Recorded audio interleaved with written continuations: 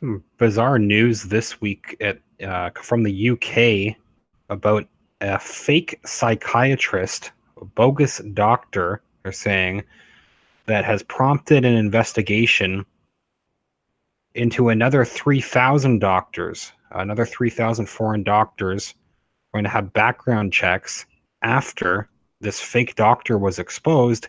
And even more unusual is that this psychiatrist had been jailed for 5 years for trying to defraud a pensioner just in October of this year, last month.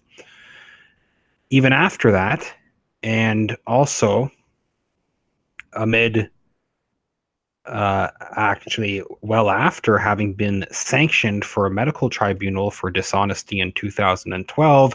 After all this, even after she had been jailed last month, authorities were allegedly still oblivious to her fake qualifications. So authorities still didn't know that she was a fake doctor even after she'd been jailed last month, and she had this medical tribunal for dishonesty in 2012. Red flags before then. Even the General Medical Council had apologized. It was only after this news outlet, the News and Star, did their own investigation that the regulatory board in charge of checking her qualifications apologized, and it's unclear if this will lead to a further criminal investigation. They are saying that they're going to check 3,000 more foreign doctors after this migrant faked medical degree over a period of 22 years. They didn't know that she was a fake psychiatrist. So they're doing these other background checks on 3,000 other doctors. And after it emerged that Zolia Alemi, 55 years old, was able to practice with no qualifications for 22 years. She claimed to have a medical degree from Auckland University when she registered in the UK in 1995, but she had actually dropped out of the medical school in her first year. She also attempted to steal from patients and is currently serving 5 years in jail for forging a grieving widow's will as part of a plot to inherit the pensioner's £1.3 million estate. The scandal was brought to light by an investigation by a local newspaper, News and Star, triggering a review and an apology from the regulator for allowing the fraud to go unnoticed. The doctor's watchdog, the General Medical Council, said it was sorry for its inadequate checks carried out on migrants in the 1990s. They've insisted that they are more comprehensive now. They've had a number of other issues. The General Medical Council in the UK, they've been criticized for a number of other problems as well. They have made statements, the GMC, admitting that this was an exploitation of trust and respect in the name of the profession.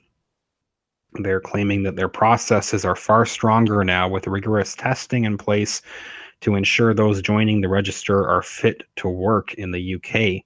It is clear that in this case, the steps taken in the 1990s were inadequate. Records of up to 3,000 doctors who registered for a license under the same rules as Alemi are now being urgently reviewed.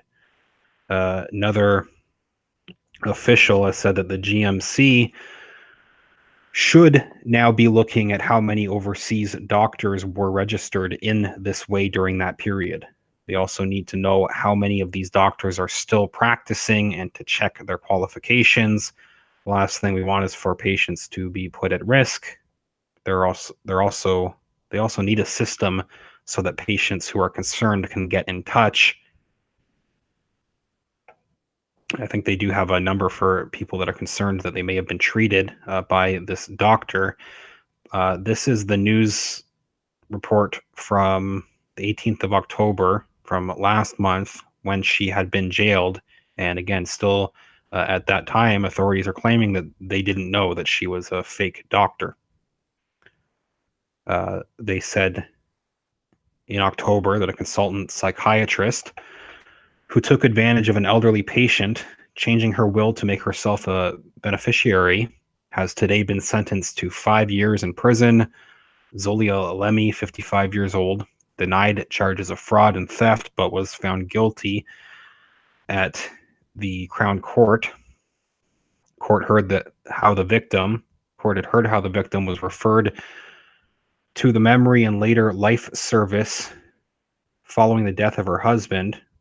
Alemi, who was a consultant psychiatrist working for the service, visited the victim's home in February of 2016 to conduct an assessment, but concluded that she did not require treatment for dementia, and she had discharged her from the service in March and April. Carers reported concerns after the victim had spoken of visits from the doctor, or from the so-called doctor, with the pair going out to dinner. Lemmy was spoken to by police and told officers the pair were old friends. That's what Zolia had claimed, that they were old friends from her time caring for the victim's husband. The victim herself was spoken to, and the authorities did not realize that anything was wrong at the time. However, further evidence came to light indicating that there were a number of watches belonging to the victim which were missing. In June 2016, the victim was discussing her care needs when she began disclosing that Zolia, known to the victim as Julia, that's who she told the victim her name was, it had been revealed that she had been drafting a will. The victim said, Julia has drafted a will. The fake name that she went under, Julia, has been drafting my will. Julia has put herself down for everything, as I did not tell her I had a family, but I don't want her having it all. Alemi was arrested on the 6th of June 2016. Officers searched her office and home and seized a number of items, including 2 display cases containing a number of watches, a new will for the victim, and bank cards belonging to the victim. The new will differed substantially from the previous will. The new beneficiaries were Alemi, Zolia, the fake doctor, and her 2 godchildren. The new will was to be administered by a company owned by one of these godchildren. Upon her arrest, Alemi's contract of employment with Cumbria National Health Service Trust was terminated. Again, they hadn't disclosed the full nature of her fake qualifications and everything at the time, though, but she had been terminated from Cumbria National Health Service Trust. Further investigation has also found that Alemi had applied for lasting power of attorney in the victim's name also. Police spoke to the victim, who confirmed that she had not given Alemi permission to change her will or apply for power of attorney. She did not have permission to do either. She also confirmed she did not know the 2 other people that Alemi had named as beneficiaries. In a police interview, Alemi had denied committing fraud or theft, telling officers all the items found at her home were there with the victim's permission, she claimed. In her second interview, Alemi told officers she was suffering from trauma-induced amnesia and could not recall what she said in the previous interview. She continued to deny having committed any offenses. A detective said, quote, Alemi saw someone who was vulnerable and sought to take advantage of her. Her actions are all the more abhorrent as she met the victim in her capacity as a medical professional, a fake medical professional. Again, you can add to that with this knowledge, but claiming to be a medical professional trying to help and should have been helping her.